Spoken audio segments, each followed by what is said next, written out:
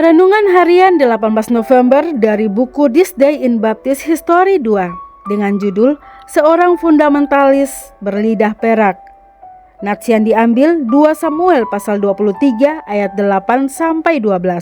MC Clarence Dickson dilahirkan dalam keluarga seorang pengkhotbah baptis pedesaan yang terkemuka di Shelby, North Carolina pada tanggal 6 Juli 1854. Ayahnya, Reverend Thomas Dickson, melayani selama 60 tahun sebagai gembala sidang di 2 gereja North Carolina.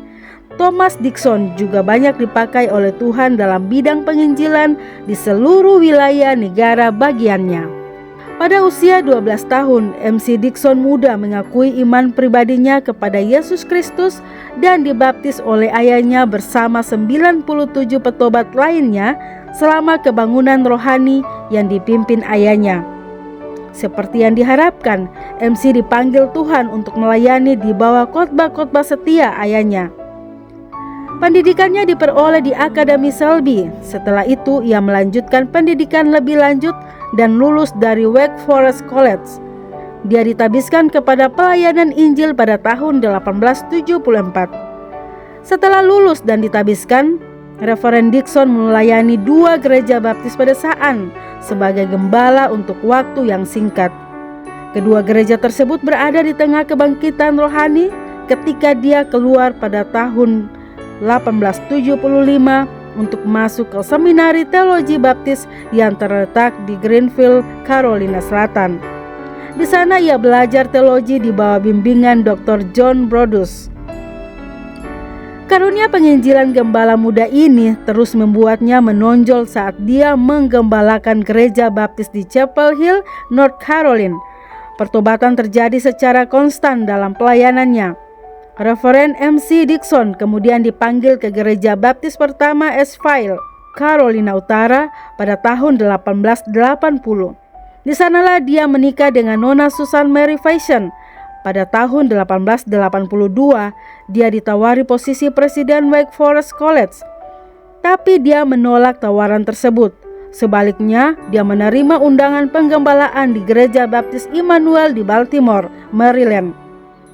Setelah bertugas di sana selama 8 tahun, Gembala Dickson dipanggil ke Hanson Park Gereja Baptis di Brooklyn, New York, tempat dia melayani dari tahun 1890 hingga 1901. Pada tahun 1886, gelar doktor kehormatan dianugerahkan kepada Reverend Dickson di Washington dan Universitas Lee di Virginia. Pada tahun 1893, abdi Allah ini bergabung dengan D.L. Moody dalam upaya penginjilan besar-besaran selama sebulan di pameran dunia. Selama periode hidupnya tersebut, Dr. Dickson menjadi terkenal tidak hanya karena penginjilan, tetapi juga karena pembelaannya yang luar biasa terhadap iman. Karena bersama dengan semangat penginjilannya, ia sering terlibat dalam kontroversi melawan liberalisme teologis dan evolusi. Dari Brooklyn, Dr. Dickson dipanggil ke Gereja Baptis Rugal Street di Boston, di mana dia bekerja sampai tahun 1906, ketika dia dipanggil kepada penggembalaan Gereja Moody Memorial di Chicago. Ketenarannya semakin meningkat selama pelayanannya, dan selama masa jabatannya di Chicago, di antara tur-tur khotbah lainnya, Dr. Dickson melakukan perjalanan pada tahun 1909 ke California untuk berbicara. Dalam salah satu pidatonya di sana, Dr. Dickson mengkritik liberalisme yang mencemari banyak orang di Universitas Chicago. Di antara hadirin ada seorang Kristen yang saleh, Tuan Lyman Stewart. Orang Kristen tersebut meminta pertemuan dengan sang abdi Allah. Dan pada saat itu dia mengusulkan agar Dr. Dickson mengedik serangkaian buklet yang akan dibiayai oleh Tuan Stewart dan saudaranya untuk melawan liberalisme saat itu. Maka lahirlah seri buku The Fundamentals, A Testimony of the Truth, atau sebuah kesaksian terhadap kebenaran. Sebagai editornya, Dr. Dickson memberikan pelayanan yang luar biasa terhadap fundamentalisme. Edisi pertama dari 12 jilid paperback dikirimkan secara gratis kepada sekitar 175.000 pengkhotbah di Amerika. Meskipun publikasi ini tidak menghentikan liberalisme, tentunya ia digunakan oleh Tuhan untuk memperkuat iman orang-orang percaya fundamentalis di seluruh Amerika dan mempersiapkan banyak orang untuk memasuki pertarungan fundamentalis liberal yang segera bergelora. Lyman Stewart dalam suratnya kepada Dr. Dickson tertanggal 18 November 1910 menceritakan pertemuan pertama mereka. Sekarang setelah kita menyelesaikan rincian akhir dari The Fundamentals, pikiran saya sangat sering tertuju pada Anda, dan terutama pada minggu sore itu ketika di Auditorium Temple kami di Los Angeles. Anda menjawab sesuatu yang diterbitkan oleh salah satu profesor tidak beriman di Universitas Chicago. Dan selama ceramah itu, saya sangat terkesan untuk meminta wawancara dengan Anda, sebagaimana telah saya renungkan sejak saat itu.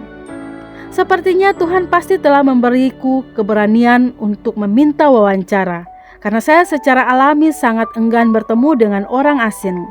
Dan hal yang harus kusampaikan kepadamu ini adalah hal yang tidak pernah kubicarakan kepada siapapun, bahkan kepada istri saya sendiri. Jadi, Anda adalah orang pertama yang mendengarkannya, dan ketika Anda berkata, "Ini dari Tuhan," marilah kita berdoa. Saya sangat terkesan. MC Dickson adalah juru bicara terkemuka di Fundamental Baptist Fellowship dan memiliki pengaruh besar di lembaga-lembaga fundamentalis lainnya di negara Amerika Serikat.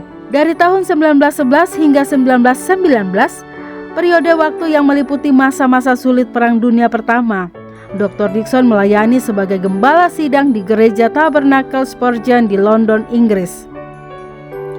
Setelah pelayanannya di sana, Dr. Dickson mengadakan pelayanan keliling konferensi Alkitab dan konferensi misionaris serta menulis dan berkhotbah untuk mendukung gerakan fundamentalis. Tahun-tahun terakhir hidupnya dikhususkan untuk penggembalaan di Gereja Baptis Universitas yang baru dibentuk di Baltimore.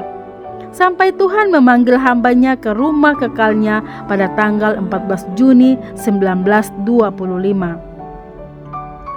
Kata-kata yang cocok ini ditulis untuk memperingati kehidupannya yang penuh keberhasilan.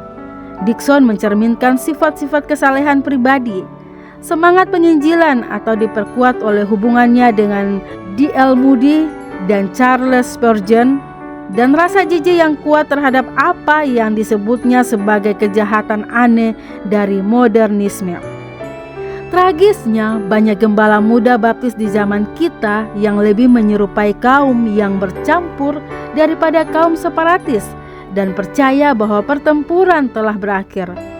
Semoga Tuhan membangkitkan sejumlah pemuda yang tidak hanya mencintai kebenaran, tetapi juga membenci kesalehan dan bersedia untuk berdiri tegak atas firman Tuhan yang inheren dan sempurna. Renungan tambahan dari Dr. Swentoliau. Poin pertama, MC Clarence Dickson, biasanya dipanggil secara singkat AC Dickson, adalah pribadi yang dipakai Tuhan secara luar biasa. Anak desa yang sungguh bertobat dan menyerahkan hidupnya kepada Tuhan, akhirnya dipakai Tuhan di masa yang sangat genting, yaitu masa Perang Dunia Pertama dan masa munculnya liberalisme. Tuhan sepanjang masa selalu mencari orang yang rela mempersembahkan dirinya untuk dipakainya. Ketika seseorang tiba pada akhir perjalanan hidupnya, pengusaha tidak bisa membawa hartanya, abdi negara tidak bisa membawa tanda jasa dan pangkatnya. Bahkan Alexander Agung dari Makedonia minta peti matinya dilubangi dan tangannya dijulur keluar untuk perlihatkan bahwa dia tidak bawa apapun. Namun pelayan Tuhan adalah satu-satunya orang yang semua hasilnya tersimpan di sorga. Anda mau? Poin kedua, Lyman Stewart, seorang pengusaha minyak yang kaya raya, setelah mendengar khotbah AC Dickson bahwa kaum liberal menulis banyak buku dan merusak generasi muda, tergerak dan berkata kepada Dickson, dia akan membiayai usaha mengumpulkan teolog fundamental, mengedit buku untuk menjawab teolog liberal. Atas usaha Dickson yang dibiayai Stewart bersaudara, terbitlah buku 12 volume berjudul The Fundamentals dan sekarang diedit ulang jadi 4 volume. Ada di perpustakaan Gates. Sesungguhnya ada banyak cara untuk mentransfer harta ke surga agar hati kita selalu terarah ke sana. Karena di mana hartamu berada, di situ juga hatimu berada. Matius pasal 6 ayat 21. Hati-hati, dunia moneter sangat rentan, tidak ada bank yang aman.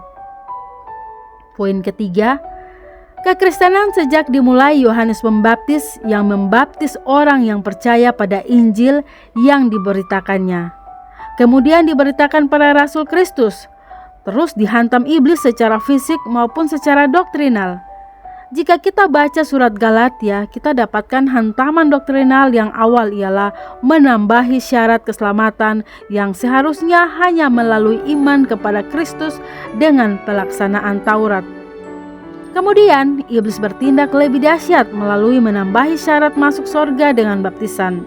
Efeknya, kekristenan di permukaan selama ribuan tahun hanya hiasan bagaikan pelita yang tidak ada minyak.